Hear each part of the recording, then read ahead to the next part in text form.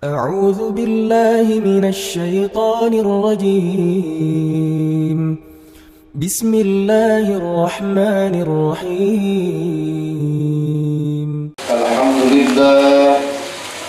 الحمد لله رب العالمين وبه نستعين على أمور الدنيا والدين. أشهد أن لا إله إلا الله وحده لا شريك له، وأشهد أن سيدنا محمدا عبده ورسوله الذي لا نبي بعده.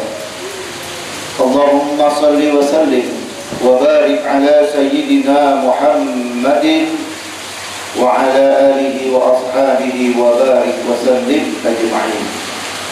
أما بعد فيا عباد الله أوصيكم ونفسي بتقوى الله فقد فاز المتقون.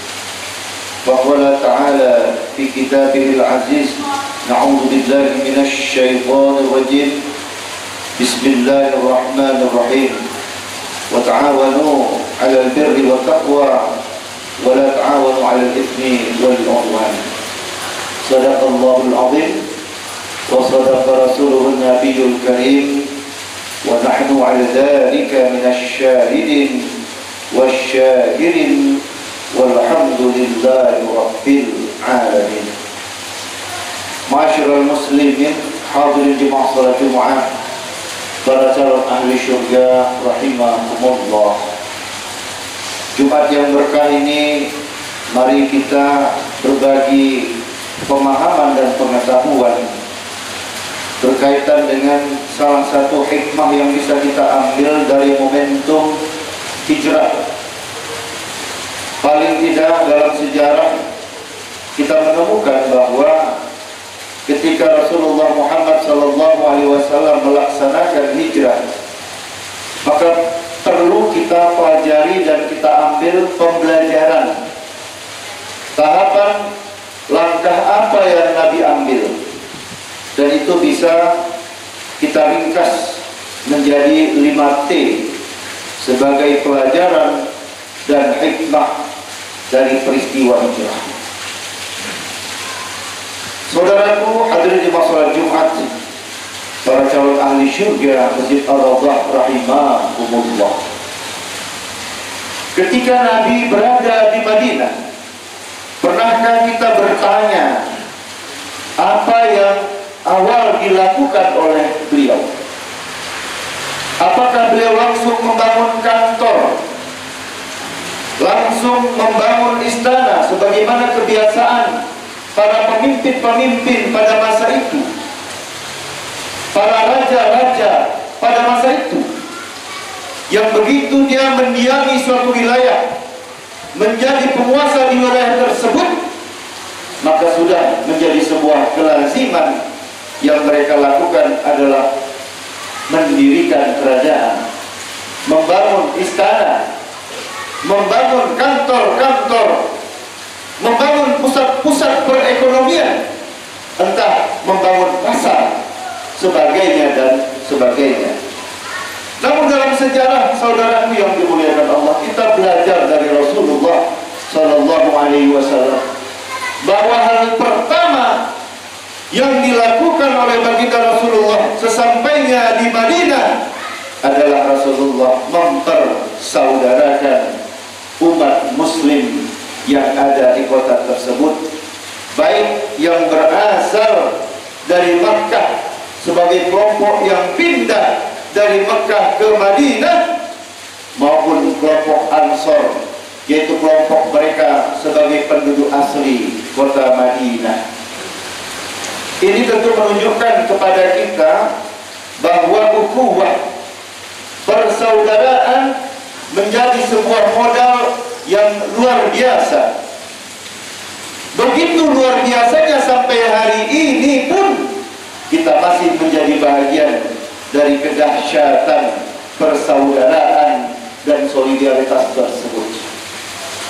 Ajaran Islam hari ini sampai ke tanah air kita, sampai ke Nusantara, itu tentu tidak pernah kita bayangkan ternyata merupakan buah dari adanya solidaritas, ukhuwah dan persaudaraan. Dan patut kita bayangkan betapa di Nusantara yang Islam berkembang tidak melalui senjata, tidak melalui pertumpahan darah, tidak melalui peperangan, tapi Islam masuk ke Nusantara melalui jalur perdagangan dan perdamaian. Ini menunjukkan kepada kita bahwa ukhuwah, persaudaraan, solidaritas menjadi sebuah modal yang tidak bisa kita anggap remeh. Yang pertama, Rasulullah SAW dalam rangka menjadikan ukhuwah ini sebagai modal, menjadikan sebuah agama menjadi agama yang begitu besar sampai miliaran hari ini pengikutnya. Kalaupun kemudian dianggap sebuah bangsa itu menjadi bangsa yang tahan mentalnya, karena Nabi mengajarkan kepada kita, Islam mengajarkan kepada kita bahwa kita sebagai manusia, sebagai orang yang beragama, memiliki etos ta'aruf.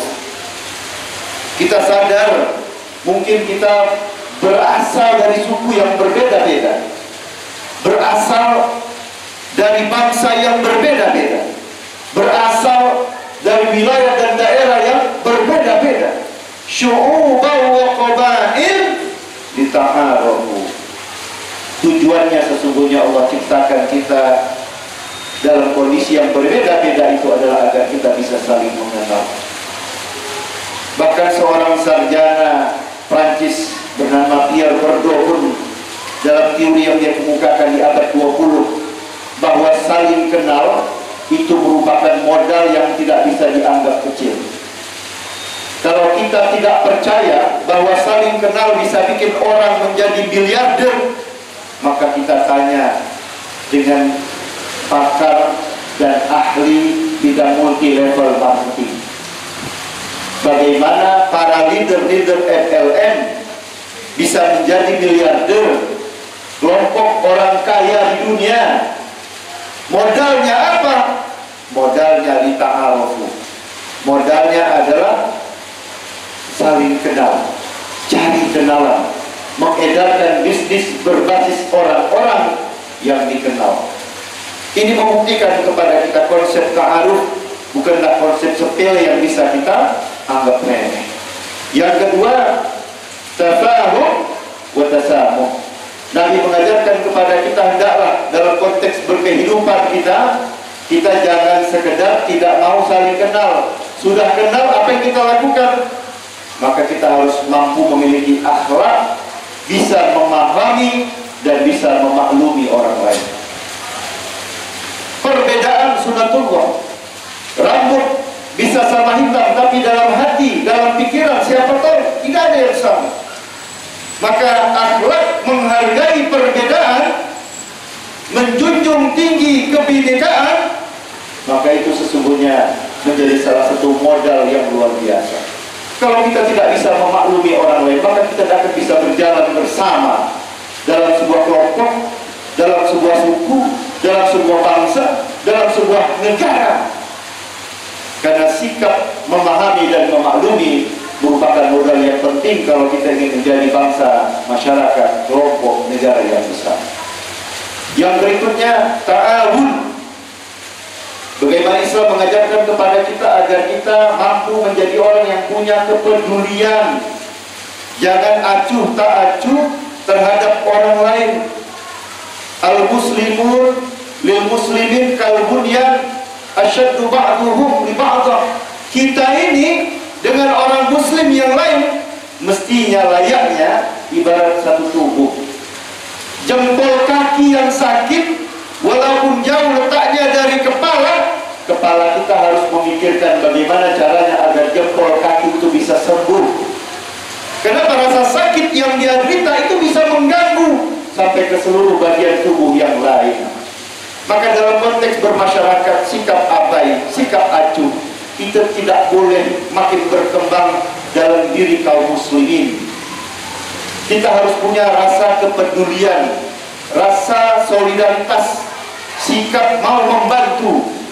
Itulah sebabnya para ilmuwan menyatakan seandainya tidak ada pemerintah suatu negara dengan mengamalkan Islam sekalipun, masyarakat masih bisa tetap hidup.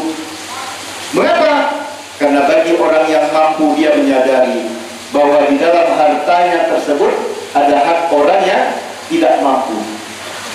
Ada zakat, ada infak, ada sedekah, ada hibah, ada hadiah, dan ada berbagai instrumen lain yang bisa diberikan sebagai bentuk kebaikan yang semata-mata mengharapkan pahala dari Allah Subhanahu wa ta'ala.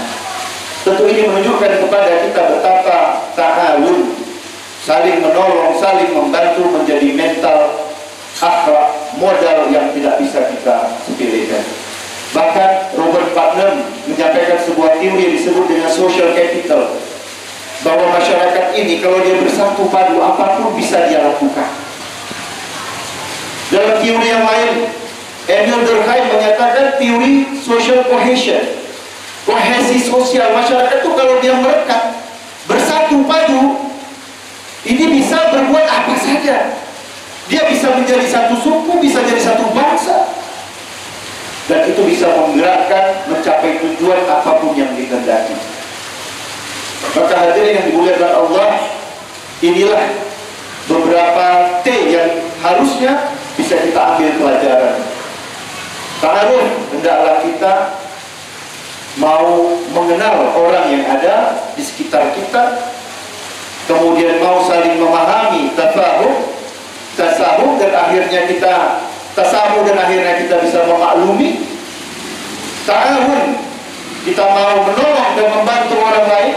Jangan sekedar ambil foto lalu kita share supaya viral, tapi kita tidak berbuat apapun. Dan yang terakhir ada namanya ta'azur, itu apakah kita mampu mendahulukan kepentingan orang lain di atas kepentingan kita dalam hal-hal duniawi. Mungkin kita lagi enak-enak duduk di sebuah angkot misalnya, tapi kalau ada orang tua renta atau ibu-ibu hamil yang kita lebih membutuhkan, pertanyaannya, apakah hati kita tergerak untuk bangkit dan memberikan kursi yang kita duduki untuk duduk orang-orang yang lebih membutuhkan? Maka ini dalam ajaran syariat Islam ketika hijrah merupakan salah satu akhlak yang paling banyak ditunjukkan oleh para sahabat. Bagaimana sahabat-sahabat yang berhijrah tidak punya harta, istrinya dia tinggal, keluarganya dia tinggal, pekerjaannya dia tinggal, rumahnya dia tinggal, datang ke Madinah dalam keadaan miskin. Lalu apa yang terjadi?